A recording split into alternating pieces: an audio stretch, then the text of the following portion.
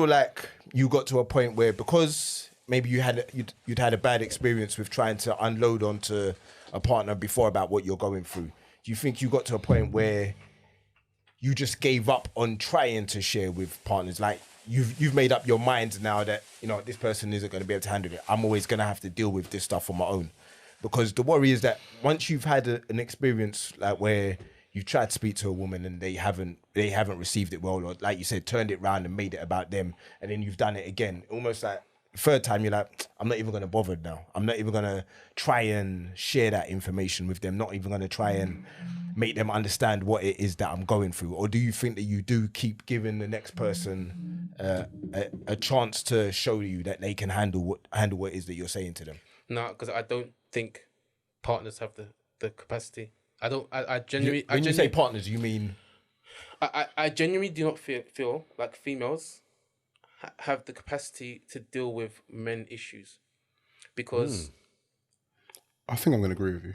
Because... I need to understand it first, yeah. Every time I would unload, it felt... I had to be vulnerable. And vulnerability... And they don't like vulnerability. Vulnerability isn't necessarily masculine. But you know that's what they ask for. This is what they do ask in for, women's psyche. It sounds good. This is exactly what they want. And I ask so many of my female friends, if your boyfriend, if a guy slapped your ass, and your boyfriend jumped in to defend you, and he got the shit beaten out of him in front of you, they're gonna be mad. how would you feel? She goes, I'd be a bit embarrassed. See, that's crazy, isn't it?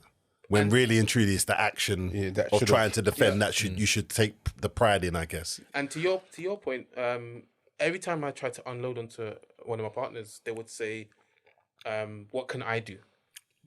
Or, okay, do you need a break? Or are we okay? My one ex told me, you should just do it. just do what? Just go. Just top yourself. No, don't be silly. Hold on a minute. No. Sorry, we can't just bypass that. No, are you serious right now? You know what? I will say this because I will use this platform because someone might watch this and they're going through the same. Yeah. But I was with a partner when the first partner I told, she told me, one, be a real man and just top yourself. Banter, maybe? No, it's real. And if we had an argument, she'll throw it back. She bring no. If we had an argument, I would leave. I would drive, and she said, "I hope the brakes are not working." No, I'm out. So, and you know what? Because I was in that state, I stayed with her. Yeah, I'm out. I stayed with her because I thought, okay, so what? It's just a few bad words. But then I was staying in that state of depression. Can I ask you a question? Yeah, go ahead. Did you ever consider it when she said it? Yeah. As a reaction? I was Googling the quickest way. I was Googling the quickest way, and the way that I thought I'd go out is Tottenham Court Road Tube Station. Wow. Even though so you've actually pictured everything. Tottenham Court Road Tube Station, right at the front, where the train's at the quickest. Fuck. I just can't even think. It's crazy. I say it's crazy. It's the horrible term to use, isn't it? But I understand it somewhat. I do. I do. I just, you know what it is that, like you say, it's invisible. I would never think that about you. Yeah, what you have to remember is that I'm also, what I do in my head is that I'm saying, okay, I have an abusive partner. My friends are bantering me all the time. It's all piling on top. And I used to get bullied. So then you. But the bantering wasn't about the abuse. So just to be clear, when you say your boys, I believe this. Yeah, no, because I believe you're talking about us. The bantering was never about the abusive partner, because that's something I don't think we was privy to. No. Because just when you said it in a sentence, it just make it sound like we was bantering you about the abusive partner. Connected. Yeah. No, I'll give you an example. So let's say in a group, I don't know, let's say I wore some fake Jordans. This happened, yeah. No, I did not wear fake Jordans. Sorry. I didn't even mean that. You can use the hovering. That's a good example. Okay, that's a good example, yeah. So remember the time that I wore... The best. You have to take that off here because I can hear it strongly in the headphones. What's that? The vibration. Oh, serious? Sorry, man. Sorry. So let's take the... So one day, guys, I wore plimp soles. Jeans. And I wore bootcut jeans. And they rolled up. And then what? And then they rolled So up. I wore plimp soles and I wore bootcut jeans. And the bad thing is, I just wanted to... if you saw anyone else in this, you would finish them. I just want to know. I respect you was so wild, much for bro. tackling this right now on a public platform. Do you know what? Carry on though. And this is the thing. These bootcut jeans, I got them from a sample sale because I couldn't afford to buy jeans. I got these jeans for £5. Real talk. Yes. Nah, man, you was moneyed up by them. No, not No, he then. weren't. He No. wasn't. At He that wasn't. time. He No, wasn't. no way, Jose. wasn't. The plimsolls were but they were they were named They Nike were plimsolls though. Nike. They were Nike. But the jeans are branded though. No, When they Paul Smith or something. nah, Brie. I've never owned Paul Smith. They were Yeah, they were yeah. from Top Shop sample sale. Definitely had Nikes on though. I remember the Plimsolls plimsoll were not Nikes. Nikes. Yeah, No, they- you had they were plimsoll Nikes. Nikes on. The sort of Nikes where you feel the whole pavement when you walk. I thought they were basic. I thought they were Primark. Nah, No, but bro. they were them clearance I Nikes. can picture them, yeah. It was horrible, bro. So I wore these bootcut jeans. I wore these plimsolls, which created this effect where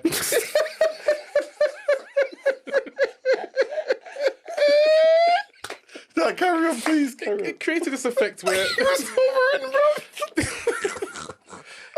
there was just kind of like air between. There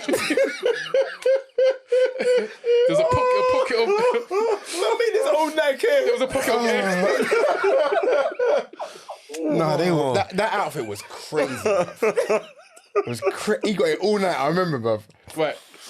Oh shit, man. So let's take that situation. So I would already be beaten up because I'm like, okay, you guys had a laugh, but I feel like hell.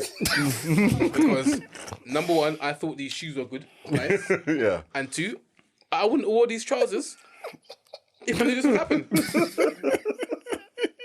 It affects your whole night, innit? But if you remember, there was a period of time where I would just wear black and grey. Yeah, right. I wanted to 100%. tackle that. Right, exactly. Because you used to wear black and grey, and it was But this is where I used to It's think funny Dwayne that- was insensitive because I'd be like, I clocked the black and grey. I was like, There was no need for Dwayne to constantly yeah, bring it up. but you it know, was like for me- Groundhog Day, but he would be the one to point it. I'd be like, I could see something and know that, yeah, you know what, that might be uncomfortable for him, so I'm not going to mention nothing. Right. But for I'm me, going to leave it. He would just mention it. yeah, because for me back then, yeah, like that was my thing, innit? Like you come and you got something, I should target. But And that was mean back then? I'm not like that now. Come on, man. but imagine this. Yeah. Imagine I'm shopping so that I don't get teased. Okay. I'm not shopping because that's nice. That's, and that's yeah, nice. yeah, yeah. What was going to be seek the approval of my... What's Yeah. gonna No, what's blend gonna in be it? safe? What's gonna be Yeah, what's blended gonna in? be Be safe? safe. Yeah. Yeah. Can you diss a grey trousers and a grey shirt? But remember, No. But remember, yeah, see skills. Remember when he had the black Biggie top, Yeah. and he used to wear it everywhere, bruv. Which one was it? Oh, with the is it diamond-y kind of thing? Is it? No, it had Biggie and I saw it had someone else on it. Had Biggie, Obama. Yeah, Tupac. But he just used to rinse it. I'm not gonna lie, I got a goldfish memory. The top sounds dope though. The top was cold. It's a dope top. It's a dope top. But because it was black, he just blended with everything. Okay. So, to the earlier point, a session like this would defeat me. Yeah. Because it's bullying. In terms of the way in which you received it, because we're laughing at something that was uncomfortable for you. Is that what you mean? Yeah. That's crazy. So how does it? So no, now but it sorry. being in a better place. How does it feel now? I just want to know. At that moment, that sounded like you were saying that even now you class that as bullying. No, for me, it felt like... Sorry, I word it properly. For me, it felt like bullying. Right. Because you guys were having a laugh. You were laughing at me. And You it's didn't- at your expense. at my expense, you didn't care about my feelings. Yeah. To be honest. You didn't care how I would feel when I went home. You didn't consider the fact that I couldn't afford anything Yeah, else. that was not a consideration. Exactly. 100%. So for me, it was like, shit, well, I don't have anything else to wear. I can't afford to buy anything. And now I have to go home to this abusive girlfriend. Yeah, it's rough, man. Fuck, you know. And you know what made it no, worse? You know what made it worse? Like when you was going through all of that, obviously I'm not privy to what's going on at home. It's only very late did I find out certain things. But for me, like when like we're laughing and we're dissing each other and stuff, for me it was you had to just say the worst thing. Like you had to get under the skin. So I would say things, and now looking at it now, that must have been doing like it must have been causing hell. Yeah. But to me, But that's just you. But that's to like yeah. that. but you- like that now. But You know what I'm it just is? making sure that you understand that when you say you have to get under the skin. Yeah, you have that was to my get vibe. deep. I'm just making sure that you know that was just you because I know that no one else was like that. okay, because But But I think that was something to do with my own background. So That's I, interesting. So I would like bury you, so I don't want you to come back and meet. Go for the judgment. Yeah, I go for. I need it to be you're finished, so you don't come back. I think that was a school thing. Yeah, right. Because you got to understand. For, I think the way not the take way away from we went to Boots. school- Like when I was in primary school, I got bullied by a white kid. Yeah, and I had to was that here or in Germany? both. To be fair. Must be Yeah, Germany. must- Must be Germany. Yeah, No, Germany- no, because Germany I'd get it a bit more, but here. no, I got it here as well. So Didn't you go to Deptford? yeah, right. So right. I'm not having no white boy cuss me in Deptford. Deptford, bro. That white boy was the minority, bro. I don't know what happened what I'm there. saying. I remember his name and everything, bruv. The guy in Germany, like I told you before, man, and my mum held him and we run over and all that kind of stuff. So that was in Germany. I dealt with the guy in Deptford. Like, his name was Jason. I'll never forget it, bruv. Like, he claimed my paintings and everything I used to do at school. Like claim it and all that kind of stuff. But then I stood up to him, and it's like because I did that, my thing was now That's you how got to. That's I've got to be on top, and if I'm on top, then I can't feel that way. Does that make sense? That makes a lot of sense to me, yeah. Knowing your character. So when I'm like coming at Boots and stuff, I would always make someone going hard, and I want to make sure that I'm getting under his skin. But now that he's saying all this, it kind of you feel a bit shitty. Yeah. Do you know what I mean? I you know what it is? I get that because I think I spoke before about how what you think of me and blah, blah, blah, it would affect me. You know what I'm saying? But when it comes to banter, and I don't know if this is just the school of Northbrook and how we came up, It made a difference. it's like when we're bantering, oh no, none of that. Whatever you say to me during banter season, that ain't gonna affect Man me. said banter season. It's just that I knew that I had to be sharp. I need to be witty. I need to have a rebuttal. I need to have a comeback, and I'll be able to do that. It's only when you kind of go home and you sit down and think, oh, man said that about my hairline. Maybe it is disappearing. And that's when it starts burning, bro. Bro, that burn. So I don't sit When and you feel look in it. the mirror and you see what they see, and it's true. You give it thought like that. Like, you go home, Bro, and that sit with killed me. Everything else, I just don't care about because I had a rebuttal in it. But some of them things that hit, School as wow. well. I think I dealt with so much cussing in school and college that I think I just I came numb to it. Yeah, because I don't think like when like you lot cuss and stuff, I don't sit with it. Like it's there and then, and that's it for me. No, but this is what I'm saying. I could get cussed about 20 million things. It's only something where I think, whoa, hold on a minute. You've just touched the nerve there. Remember, our school hairline was strong. Waves were flowing like the sea. Yeah. And then And then unplugged it. someone comes and cusses you and says, boy, your hairline's going back, bruv. And then you go home and look, you're like, I don't think you. I think it is going back, you you don't get know. much this is about your hairline going back though, because you kind of Nah, bruv. I don't think you got cussed because I think it disappeared overnight. Bro, it was like here 1 minute. but gone I the did, next this is minute. what I'm trying to say. What is just a throwaway comment to you? It might have just blended in because that might not have been the whole thing. You might have been dissing me about my trousers, my trainers, my whatever. But that don't affect me. Yeah, that's the one that actually sits with me, and I'm thinking, I've had that suspicion too. And now you've said something to me. Now I'm sensitive to it. Do you understand what I mean? Whereas everything else, I've got rebuttals for you. Cool, like. You got 2 jeans on, bro. What you? Don't talk to me.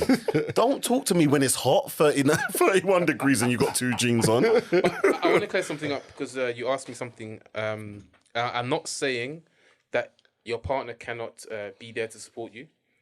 What I'm saying is that It's in a different way. I realized that my partner can't be my therapist. So any problems that I'm having, any anxieties that I'm having, I need to work on either have my coping mechanisms or book a session with my therapist. Yeah.